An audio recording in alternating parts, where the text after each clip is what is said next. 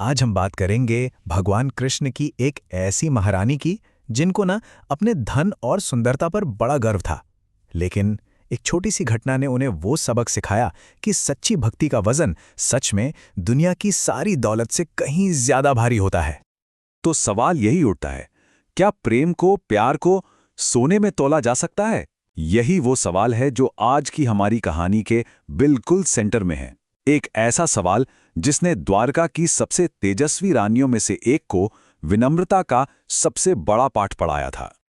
तो चलिए मिलते हैं सत्यभामा से, कृष्ण की वो तेजस्वी रानी जो अपने साहस और खूबसूरती के लिए तो जानी जाती ही थीं, पर साथ ही साथ अपने अभिमान, अपने प्राइड के लिए भी मशहूर थीं। तो आखिर कौन थी सत्यभामा? वो राजा सत्राजित की बेटी थी जिनके पास ना सूर्य देव से मिली एक दिव्य स्यमंतक मणि थी। और हाँ, बचपन से ही कृष्ण की बहुत बड़ी भक्त थीं। लेकिन उनकी शादी की कहानी वो एक बहुत बड़ी गलतफहमी से शुरू हुई। बड़ी अजीब बात है ना?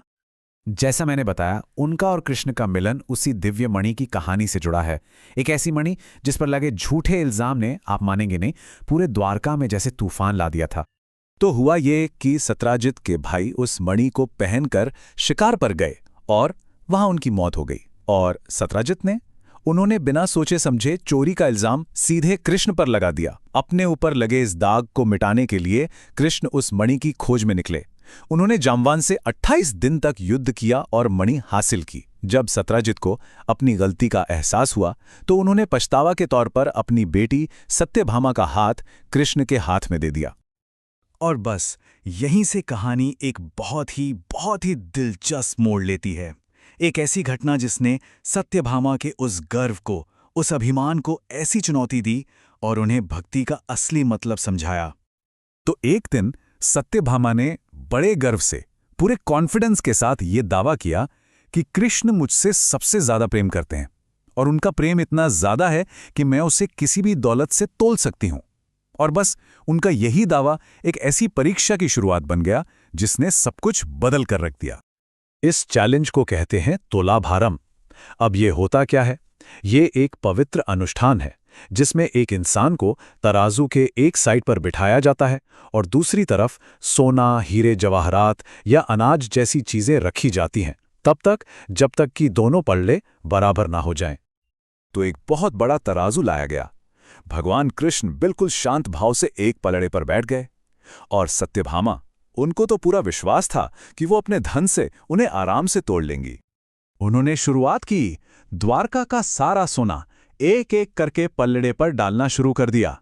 देखते ही देखते सोने का एक अंबार लग गया, एक पहाड़ सा बन गया। लेकिन तराजू का कांटा जरा सा भी नहीं हिला।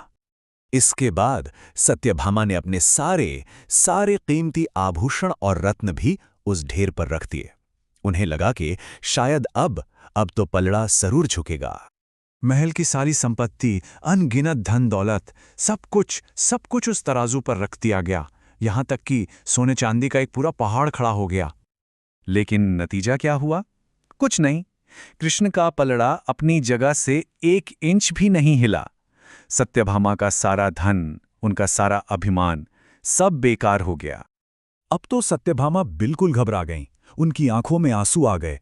उन्हें अपनी गलती का, अपने अहंकार का एहसास हुआ और उन्होंने मदद के लिए कृष्ण की सबसे बड़ी और विनम्र रानी रुक्मिणी जी की तरफ देखा। रुक्मिणी जी एक शांत मुस्कान के साथ आगे आईं। उन्होंने सोने और जवाहरात के उस विशाल ढेर की तरफ देखा भी नहीं। उन्होंने बस आंखें बंद करके प्रार्थना की और एक छोटी सी चीज उठाई, सिर्फ एक तुलसी का पत्ता। और जैसे ही उन्होंने उस एक तुलसी के पत्ते को पूरे प्रेम और सच्ची भक्ति के साथ उस धन दौलत के ढेर पर रखा, एक चमत्कार हो गया। कृष्ण वाला पल्ला फौरन नीचे आ गया और धन दौलत वाला पल्ला हवा में ऊपर उठ गया। तब कृष्ण ने मुस्कुराते हुए सत्यभामा को समझाया। उन्होंने कहा कि मुझे भौतिक संपत्ति से नहीं जीता जा सकता। मेरे लिए तो सच्चे प्रेम और भक्ति से चढ़ाया गया एक तुलसी का पत्ता भी दुनिया के सारे खजानों से ज्यादा कीमती है। ये घटना सत्यभामा को पूरी तरह से बदल देती है। उनका जो अभिमान था वो विनम्रता में बदल गया और अब वो कृष्ण की सिर्फ एक रानी नहीं, बल्कि एक सच्ची साथी, एक ट्रू पार्टनर बनी। ये जो नंबर है 16,100, ये उन लड़कियों की संख्या है जिन्हें एक अत्याचारी असुर नरकासुर ने बंदी बना रखा था। और इन्हें आजाद कराने के युद्ध में सत्यभामा ने एक बहुत बहुत ही महत्वपूर्ण रोल निभाया।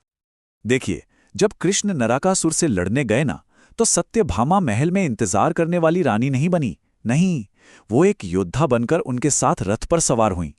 उन्होंने कृष्ण के साथ कंधे से कंधा मिलाकर लड़ाई की, असुर पर तीर चलाए और उसके अंत में मदद की।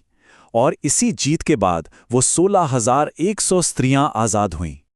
तो इस तरह से सत्यभामा की कहानी सिर्फ एक रानी की कहानी नहीं रह जाती, ये तो अहंकार से विनम्रता तक का सफर है, भक्ति की असली शक्ति को समझने की एक पूरी जर्नी है। उनका जो ट्रांसफॉर्मेशन हुआ वो कमाल का था। देखिए, पहले उनकी वैल्यू सिस्टम क्या थी? धन और संपत्ति, जो बाद में बदलकर हो गई भक्ति और विनम्रता। पहले उनके गर्व का कारण उनकी सुंदरता और स्टेटस था, और बाद में कृष्ण के साथ उनकी पार्टनरशिप। उनका प्रेम जो पहले थोड़ा दिखावे वाला था, वो बिल्कुल सच्चा और निस्वार्थ सेल्फलेस बन गया। रोल भी बदल गया, एक रानी से वो एक योद्धा और एक भक्त बन गई। तो सत्यभामा की कहानी हम सबके लिए एक सवाल छोड़ जाती है कि हमारे जीवन के तराजू पर असल में सबसे ज्यादा वजन किस चीज का है? हमारे अभिमान का, हमारी दौलत का, या फिर हमारी विनम्रता और सच्ची भक्ति का? शायद इसका जवाब हम सबके अंदर ही कहीं छिपा है।